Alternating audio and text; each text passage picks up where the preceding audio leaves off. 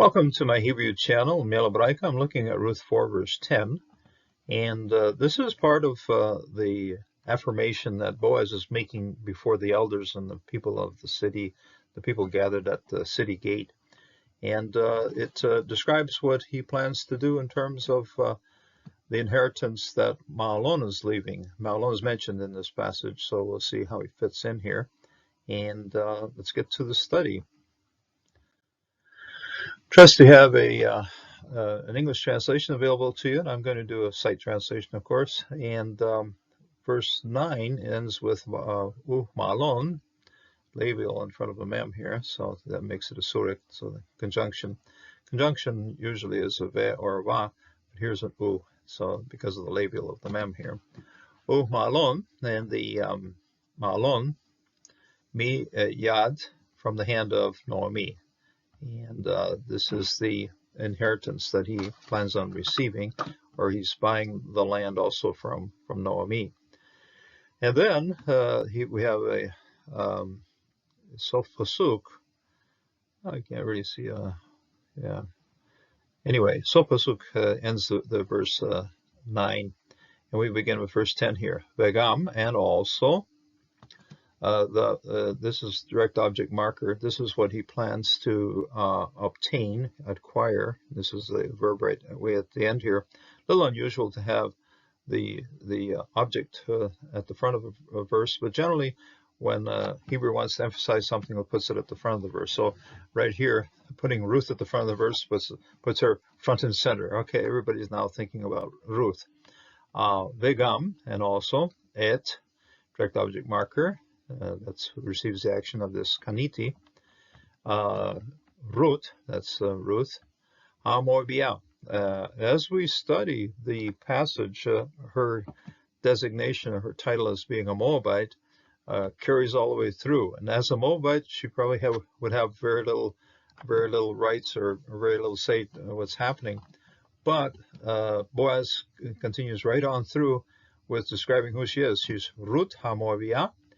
Eshet, the wife of, this is a contract form of Isha, and we've seen it with Eshet Hayil. Now we're seeing with Eshet Mahlon, okay, the wife of Mahlon.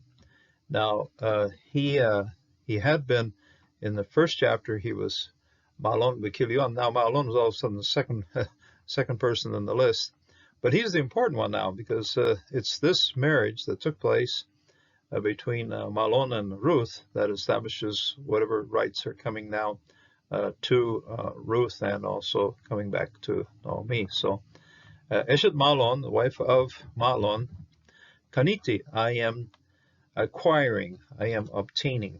And I've mentioned in previous study that this noun is verb is based on it first appears in the imperative. You buy, you obtain, or you. And it comes from the kof. Kof is a line with a knot on the top, a cord with a knot. So it's something that is tied together. We see it also with kotzrim, the harvesters who are tying things together in the sheaves. So the kof has a lot of mileage here. It's I'm tying this together now. Okay, I'm tying this in. I am tying to me. Okay, li, towards me. Leisha, as a wife. As a wife. Notice that there's an patah here, so it's not definite, it's an indefinite, as a wife. And then why? The purpose, so the reason is given here, le hakim, in order to raise up. This is a causative form of kum. Kum is building something up, raising it up. We see it inside the word place, makom, something that's lifted up or built up. It appears we've seen it as a verb takom when Naomi is coming back from Moab. She uses takom.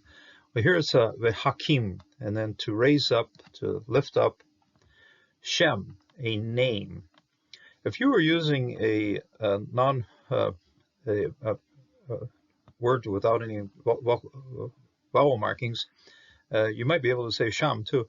But Sham, Shem, a name and a place. Okay, so it starts out with name. The name is the best translation of it, of course, but in the background also place. Okay, Lehakim, Shem, name, Hamet, of the dead person. Hamet, the one who has died. And this dead person in this case is Mahlon.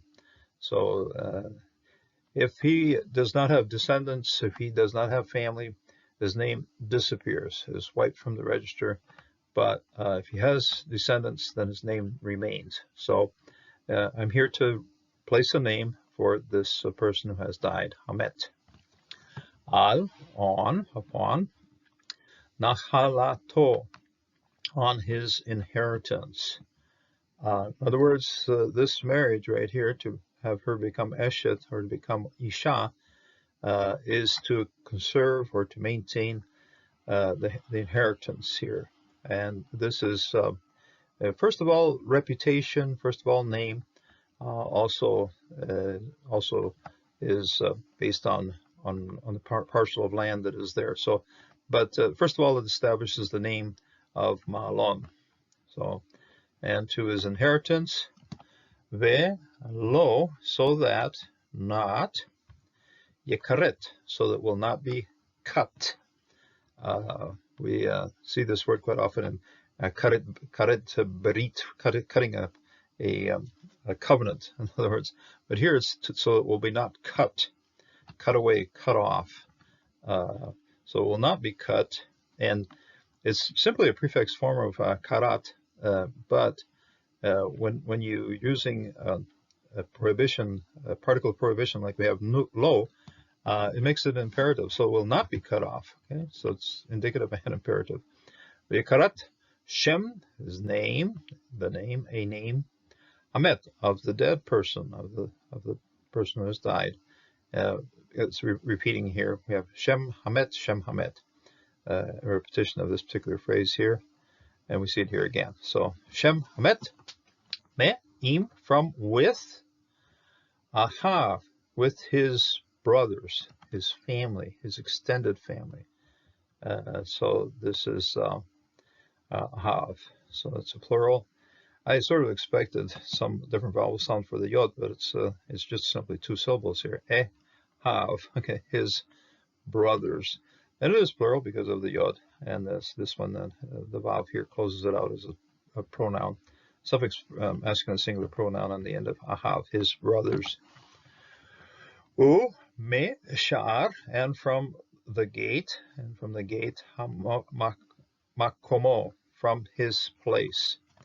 This, incidentally, is a noun that is derived from this verb, hakim. Okay, so I mentioned it in reference to this study. Here we see it again. Okay, how meshar, mekomo, that is his place. That is the place that he has been lifted up, a place where he is recognized, a place where he is known. And so hamakomo. And take a good look here. You have an atna. So all of these are descriptions as to what Boaz is planning to do, and then he turns his face to them again, but now he says edim, witnesses.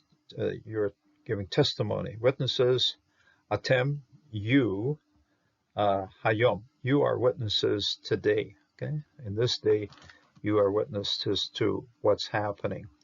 And when you all agree, when you all say yes, or you all nod your heads, and so forth, then this becomes a legal agreement and becomes an understanding as to what Boaz is going to do, will do, plans to do, promises to do, and they will hold him to it. And it's a decision he has made, and now he expresses it in front of everybody else, and with that decision made, then things move forward. So it's a very, very interesting story of commitment. And what we find here, when we see the word Shem is repeated a number of times, Shem Hamet. The maintaining the name of somebody is very important in ancient times and even today. What testimony, what name are you giving to your life, to your actions as they carry forward? The other man had hand over his sandal, and he did not fulfill any kind of obligations, whereas Boaz said, yes, fine, I'm here to raise up the name of Mahlon. I'm here to make sure his inheritance stays firm, stays recognized. I'm here to care for, and also at the same time, caring for his widow. In other words, at this point, both Naomi and Ruth will receive care in a household, and will receive a place, will have a place to stay, and will be part of the family. So very important that we live out our lives in obedience to the Lord, and that we fulfill the commitments and things that we do living in the society that we do have. May you live out those things in obedience to the Lord. This is what Boaz is doing here, and it becomes a great blessing for him and for the family. God bless, and God strengthen you in this day.